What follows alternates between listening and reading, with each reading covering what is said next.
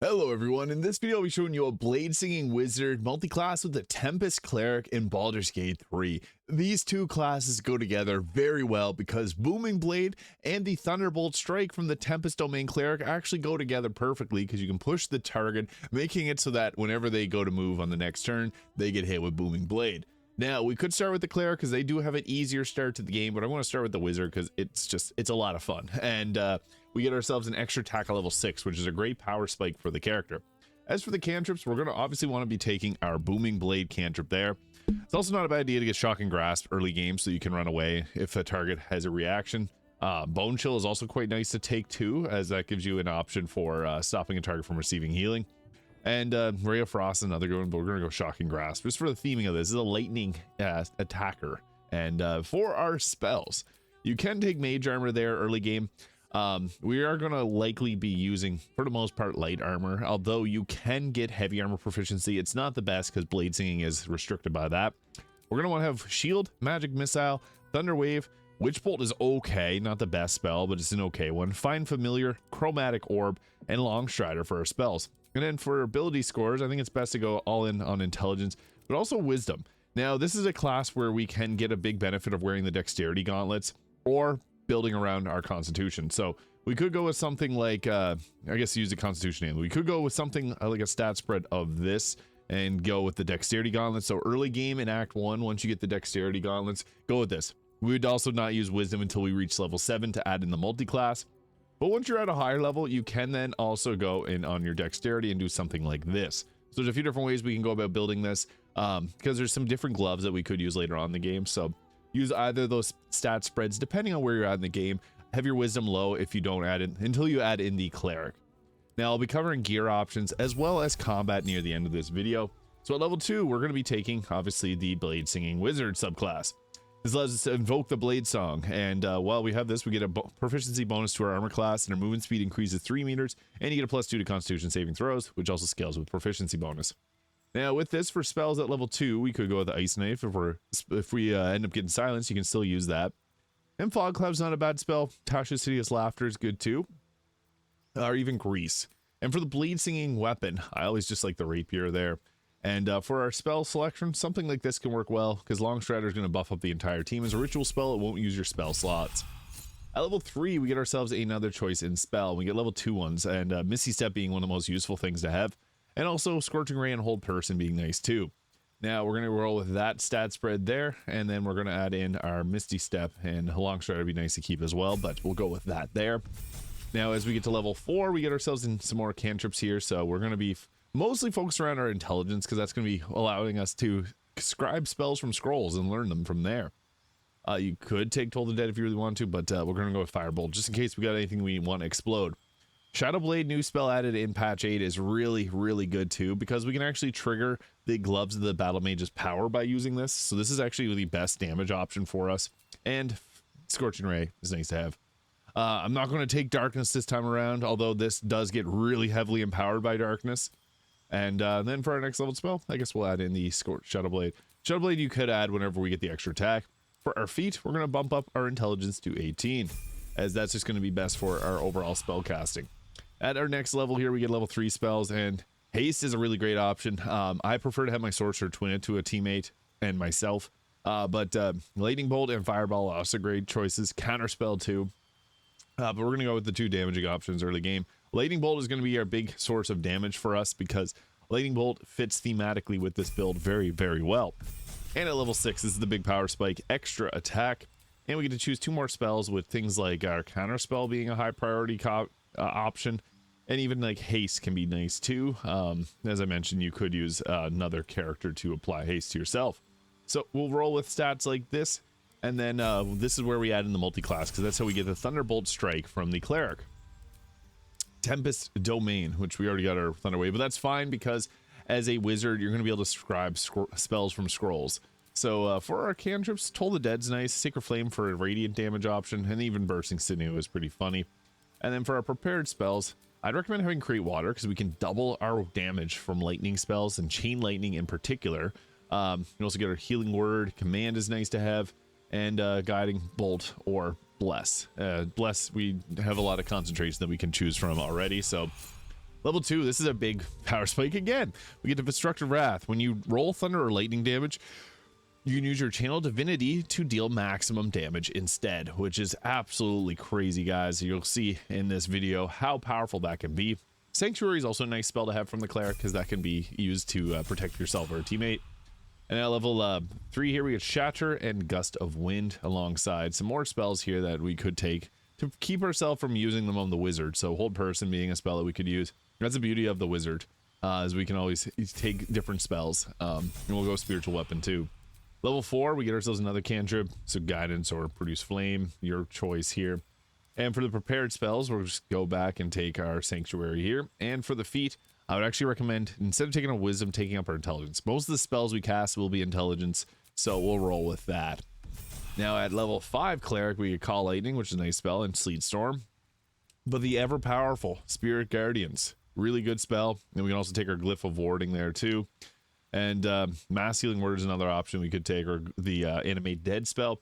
But our final level here is where we get a nice subclass feature with the Thunderbolt Strike. When you deal thunder or lightning damage with a creature that's larger or smaller, you can push up to 3 meters. So with that, we can push people around, and that's going to be great for triggering our Booming Blade. And we got our Mass Healing Word there too. So huge. Now what we're going to be rolling with for gear options, I'll show you here now. So for our gear, we got ourselves the I like the Hood of the Weave, +2 to bonus to spell save DC and spell attack rolls is super useful. However, Helmet of Arcane Acuity, really nice because we can stack Arcane Acuity up really quickly with this. And the nice thing with that is Arcane Acuity is going to give us a +10 to our spell save DC and spell attack rolls, so that will always land our spells. Cloak Protection for better armor class. I have the Ballast Armor because this will actually work well with a piercing damage. However, we can also swap this off, and you don't have to use that. Any type of light armor is going to be a good choice for us at this point, but this is good because if we get in close, we can actually buff up our arrow users if you have a sword bard with archery. Because you get up close, they become vulnerable to the piercing damage, and then they'll take double damage. Helldusk Gloves give us bonus to our spell save DC and spell attack rolls. However, one thing that's weird is Gloves of Flagrant Skies doesn't actually work with Booming Blade, which sucks because stacking Reverberation would have been really nice. And we can actually use the Bracer to Defense if we're not going to be wearing armor. So that's a cool option that we got too. We could even add in, I guess, some other clothing options. Gloves of Dexterity will put our armor class up higher, which is always a nice thing to have. And that's the early game option that we want to be using. But this item in particular actually got fixed on patch 8, the Gloves of Battle Mage's Power. When you hit a target with a spell or cantrip that uses a weapon, you gain Arcane Acuity for 2 turns. Now, what's cool about that is this will actually work alongside our Helmet of Arcane Acuity too, so we can literally always have maximum stacks of our Arcane Acuity, so +10 to our spell save DC, huge. Although you can take this off and use the Hood of the Weave to give yourself that +2, and then that'll give you the +10 itself, crazy. And I also got the Killer Sweetheart, Ring of Protection, and the Hellrider Longbow for a +3 to our initiative. With this, the Duelist Prerogative is a great weapon. However, Shadowblade, also really nice, because Shadowblade can be a 4d8 of psychic damage, which is doubled if you have the Resonance Stone. The Duelist Prerogative works great though if you don't want to use the Shadowblade, because with the Duelist Prerogative you get an extra reaction if you have your offhand empty, which is what we're going to be doing with this class. So I'll show you combat here now. Another little trick is we can take a Staff of Spell Power, anything that gives us a free cast, and then use that free cast to cast our Shadowblade. Another thing I should mention is use Chain Lightning. You can get a scroll of Chain Lightning, learn it, it's a very powerful spell. One of the defining features of using a wizard is being able to just go learn scroll and then go to our spell list and make sure that we have it prepared. Because then we got ourselves this, which does upwards of 80 damage. Create Water will make that upwards of 160 damage. And then on top of that, we also get bonuses. So it can be very, very powerful. Not to mention that the Channel Divinity makes sure that you do 80 damage. You're not going to be, doing 10 damage with this. It's a pure 80 damage, which is crazy. The Tempest Cleric is wild.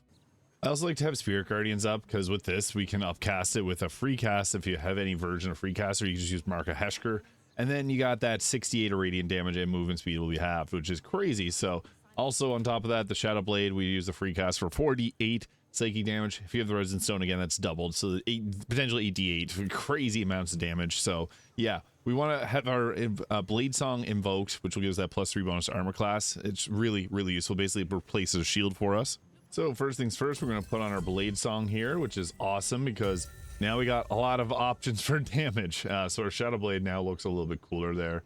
I don't know why, but for some reason with the Blade Song, it actually makes it look real. So first things first, what we're going to do is run in and try to get into as many people's area of effect as possible. because you can see what happens. You can just get easy kills like that.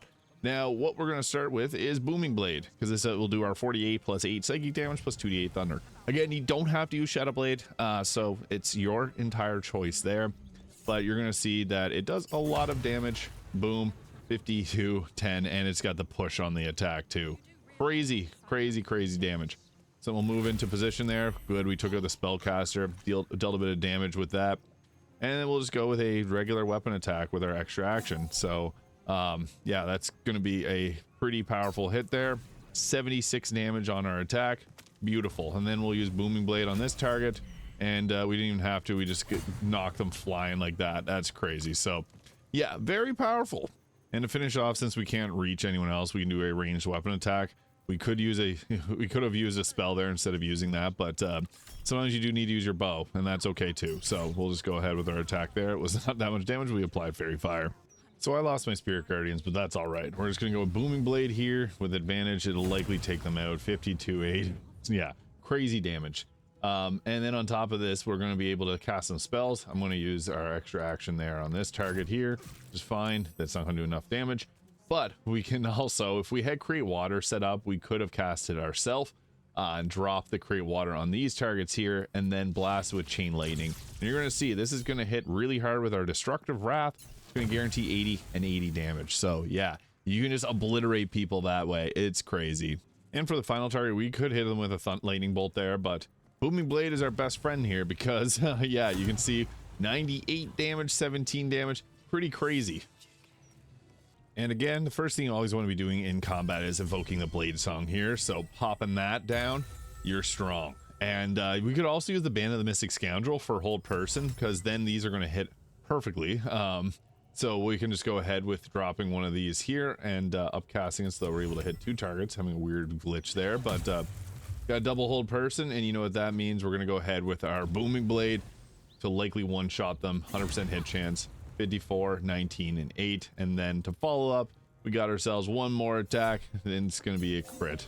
Boom, 78 damage. Very powerful. Let me know your thoughts on this Bladesinging Tempest Cleric in Baldur's Gate 3. Hit the subscribe button below if you enjoyed, and I'll see y'all in the next video.